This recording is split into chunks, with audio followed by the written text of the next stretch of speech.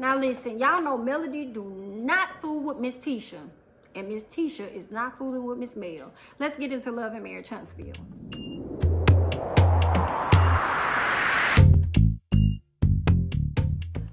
Maurice over at Marcel's house. Come in, checking on him, seeing how he doing. Y'all know he having a few aches and pains from the accident he last had. And he tells him, Maurice tells Marcel, like, we went on a camping trip. Everything went great. We had good conversation with Martell. He actually opened up a bit to us more than he's ever opened up. And Marcel said, well, before you go there, I got some more questions for you. You know, did he say anything about his children? Yeah, he talked about his kids. Kids are doing good, this and that. No. I heard that Abraham had many wives and many wives had Abraham or something like that, Marcel said. And I can appreciate how Maurice acted as though he didn't know anything of what he was like. What you mean? What you talking about? Huh? Listen, I think you should have a conversation with Martell because he really does need a friend. I appreciate that so much. If I go to you as my friend and when I ask you to not share something, I'm coming to you for a reason. Okay, and I believe when it's somebody else's tea or whatever they got going on with them, allow them to be the person to open up about their own lives, especially if they came to you to share. Now, I don't know what Maurice may have done off camera or what he told Kimmy, but what I truly can appreciate is when it came to Messy Marceau, he was able to be like, you need to talk to him yourself. If you want some information, go over there. I respect that a lot because I really was banking on Maurice opening up his big mouth. And he didn't, okay? Now, he may not defend Kimmy like he needs to, but he clearly defended Martell. Maurice brings up the fact that Marceau and Martell are supposed to be working together. And Marceau is like, yeah, we are. However, you know, I know Martell, I've seen these patterns before, I've seen these actions before, and I'm still a bit cautious when it comes to him. And I really don't think he needs to make any moves considering the fact that he's in a certain emotional and mental state right now.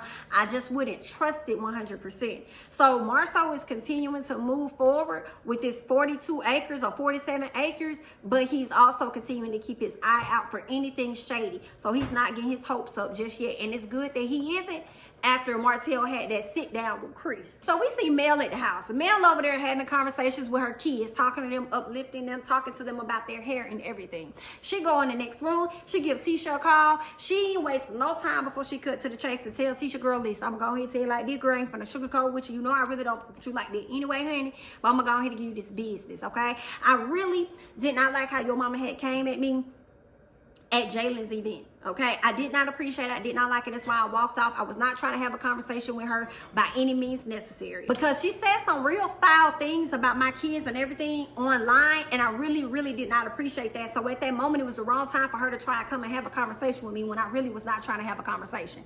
Here go Tisha. What? Really? That's hard to believe. I don't know. That's really, that's a lot. That's tough. Yeah. That doesn't sound like her at all. No, not like my mama. Yeah, but not like my mama. Yeah, right. Yeah, I know. I hear you. I know. I didn't see the video. I wish I would have saw the video. But my mama wouldn't talk about nobody. I know you've seen episodes where she's talked about you. I know, to me and my family, I know you saw those episodes, but I'm just saying as far as her talking about your kids, because she was talking about you. You and your husband, she ain't never talk about the kids to me, so that part is hard. And like, I know she talks shit, but she ain't gonna talk shit about no kids. And that's what's hard for me right now. So I hate that you know, that's what you're saying. I hate that you think that she said that. But I don't know what else to tell you. But listen, I'm glad you called. I am, because I have an event going on with the girls. It's a brown girl event. And I wanted to invite you. And Mel said, yeah, that's fine, honey. You can invite me. That's cool. You know what I'm saying? Yeah, because I want the girls to know that, you know, love the skin you're in. Yeah, absolutely. And that's where I'm at with my girls. I want them to love the skin that they're in, love their hair texture and all of that. So when your mama did that, I did not appreciate that. Yeah, I understand. I'll just send the information to you and Martell. Well, girl, if it's going to be, an all-women event, you ain't got to tell Martell nothing. I was just going to send it to her because, you know, sometimes he dropped the kids off to us. Drop my kids off to y'all. Yeah, you know, sometimes he just, oh, no, ma'am. It won't be no dropping no kids off nowhere, girl. Just send the information to me. Send it to me. send it to me, okay? And I will be glad to bring my daughters, okay? But I just wanted to let you know how disappointed I was in the actions of your mother, okay? All right then, girl. Wow. Okay, well, thanks for calling me. All right then, girl. Bye. So Marcel is at the house. Tisha finally comes. You know, he tells her after the accident and everything, he wants to live a more impactful life. He wants to have a more meaningful life should he not be there anymore. So it's giving him a wake-up call. So Marcel also goes on to talk about Tisha's mom and how she liked to overstep boundaries. She brought 3 kids over. Tisha like, well, you know, she got custody of them 3 kids. That's why they come with her everywhere she go. Marcel tells her he tried to talk to her about her actions and how they're unsuccessful and how when she do things, they have to be the people that everybody looks at and they have to take the backlash of the actions of Miss Wanda, but Miss Wanda not trying to hear him. She gonna do what she want to do. And who pops in? Miss Wanda and her entire clan, honey. Wanda started talking about Marcel's accident, saying that she believed he got into an argument with somebody, insinuated to me another woman. He got into this argument with somebody and that's how he crashed or whatever like that. And I don't think it's fair, right? Your mama can pretty much insinuate that your man is cheating on you, but can't nobody else do it. I guess. And somebody else like Martell probably got more proof than your mama do, but they can't say nothing. But it's okay for your mama to say what she want to say. And let me just fast forward to the end. Her mama can be very disrespectful. And when Marcel gets with her, Tisha want to say that Marcel is disrespectful. So your mama is the only person that can be disrespectful and can't nobody else be disrespectful toward her. Okay. All right. But I guess as her daughter, you're going to always defend her, you know, because we don't want nobody talking to our parents any kind of way or anything, right? So I get that. But just to know that she ain't exempt. Sometimes you got to see it for what it is, okay? And if she wrong, she wrong. And you got to be able to tell your mama she wrong. And we don't really see that on the show. I don't know what they be editing out or anything, but we don't really see you ever check your mama. But on the spot, we see you check other people about your mama. But okay then, girl. Then Mama Wanda calls Marcel out about going hiking while Tisha's out and talking about why he want to drive his sports car versus his truck and all this. Like, girl, there he is. He can drive whatever he wants to. And when Tisha go do her girls things, he on trip.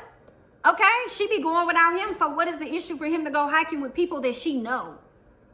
I don't know. But see, y'all see, Mama Wanda loves to create controversy because her marriage is a fail. She's separated from this man and she got a whole side man. So she only can give Tisha advice about life as she's experiencing it. And she hasn't seen anything better. So, girl, it's a mess. All I got by Mama Wanda. Mama Wanda brings up the conversation about Kimmy and how Kimmy don't want her to be at no events and things like that. And then Marcel goes up to speak his piece and she says, well, I don't care nothing about what you and Kimmy say. I'm going to do what I want to do. Well, then why would you bring up Kimmy and Marcel and what they had to say if you didn't care? Why you brought it up then? You ain't care. Continue to do you. To the day you die, ain't that what you said, girl? Be you, do what you want to do. You shouldn't even brought it up then. So obviously it does bother you by the fact that you won't be welcome to any more events. So yeah, Marcel mama's like, I'm not gonna let you run over me or do me like you do Tisha or whatever. I don't like how you talk to her, like when you said y'all from 2 different sides of the tracks or whatever. So they get into like a debate about that. And he tells her to shake her bone. Tisha's like, oh, that's disrespectful. No, your mama disrespectful. Your mama disrespectful.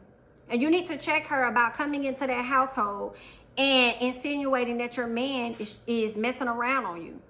But when Mel do it, you want to be jumping down her throat and try to check Mel and try to go in on Mel and feel away, talking about Mel's situation is her situation, not yours. True, but don't act like you were exempt and your own mama sitting up there alleging that this is happening. But when somebody else said like Mel, it's a problem. No, your mama a problem. Martell goes and sit down with Chris. They're talking about the 42, 47 acres or whatever they about to go do. And Martell has to tell him we got to put a halt to it. That's not going to happen. Chris is like, put a halt to what? He was like, all my business stuff, I have to put a halt to it. I can't really do anything with my checking and savings. I can't move no money around. I can't do anything. This divorce really has me tied up a lot. And I wish it would end. I wish it would be over. You know, and Martell, he can't do nothing. He thought he was going to have a heap of money he could put in his pocket, move forward with this or that. But it's not going to happen.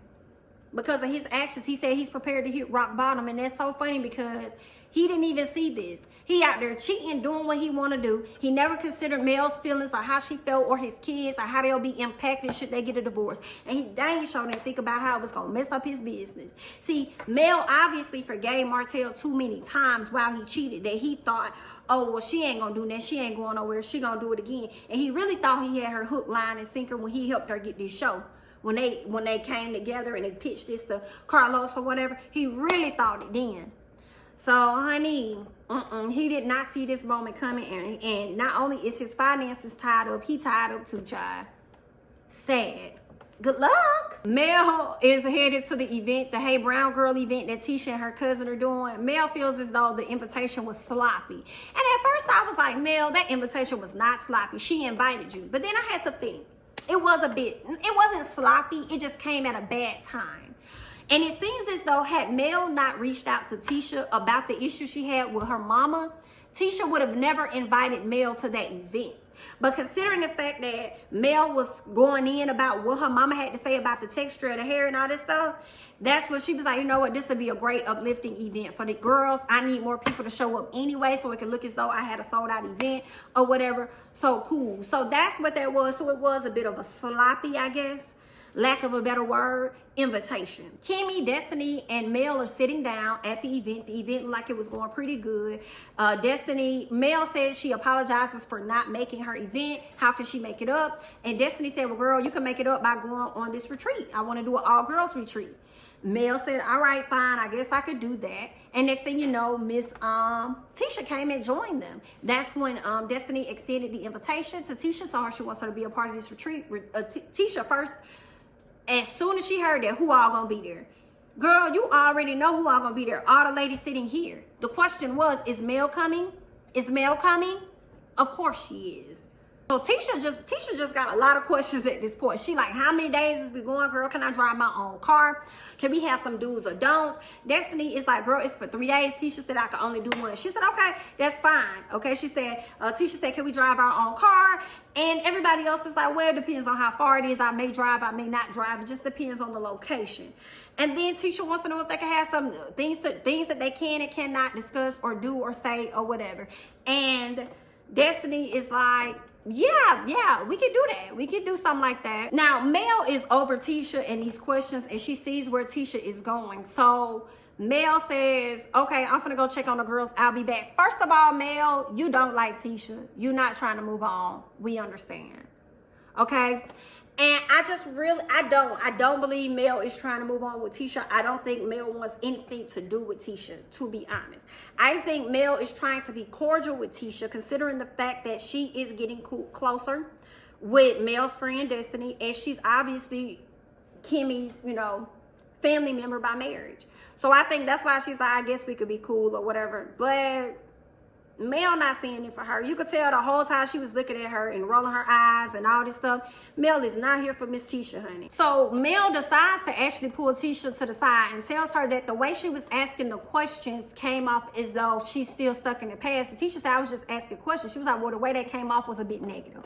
The way you're asking these questions is like you being negative, you stuck in the past, all this stuff. I see where Mel's coming from, because it was like you are stuck in the past. It did come off a bit negative, because you're assuming that once you get there, it's going to be negativity altogether. But then I also understand Tisha a little bit, because it's like me and you ain't been on good terms. I'm slick falling out with Kimmy. I feel like if some SHI popped off, Destiny is your friend, not mine. So I'm going to be there by myself. So I understand where Tisha was coming from as well. But Mel had to reassure her, like, I'm not coming there with no negative energy. I want to move forward. I want us to be good. I want us to be cool. So that's where we at. And Tisha said, okay, cool. Well, if you leaving it, I'm leaving it, and we all good. The ladies begin to discuss some big projects that they're working on around the city, and that was seen. Martell at his mama house. He take the kids over there to the mama house. They having a wonderful time. He has a private conversation with his mama. They talking about Mel. Of course, she wants to know how the divorce and everything is going. The mama eventually ended up getting sad. One thing I wanted to highlight was Martell felt as though he didn't like that Mel is out here telling all his tea but she not telling hers and not telling how she cheated. And what I noticed was the mama never denied it, and she usually checked Martell when he's in his wrong. But this time we didn't see that. We didn't see her check Martell about Mel cheating or the things Melody has done wrong. We didn't see her check him. If anything, we heard her say, yeah. So it makes me wonder, like, was that happening? Or were y'all on a break and Mel ended up seeing someone else and you assumed it is cheating?